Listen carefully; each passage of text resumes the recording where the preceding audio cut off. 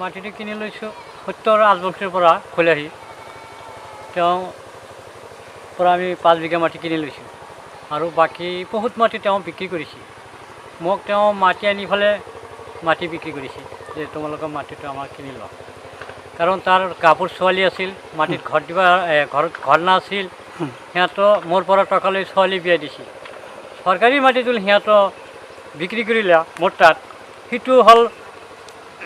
ছাত্ৰ সন্থাৰ গোৱাল সন্থাৰ ছেক্ৰেটাৰী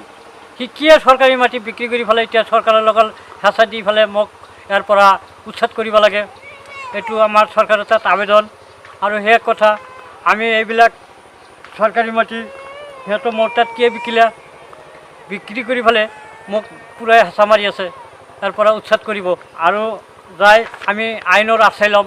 সিজুল সেনেকুৱা খালি সত্য নহয় যিমান একদম কুৰুৱা লৈ আৰু চুটগাঁটো লৈ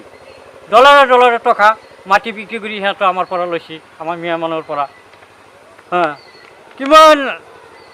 কোটি কোটি টকা আমাৰ পৰা মাটি বিক্ৰী কৰি পেলাই লৈছে আমিতো বেদখল কৰা নাই বেদখলকাৰী হ'ল সিহঁতে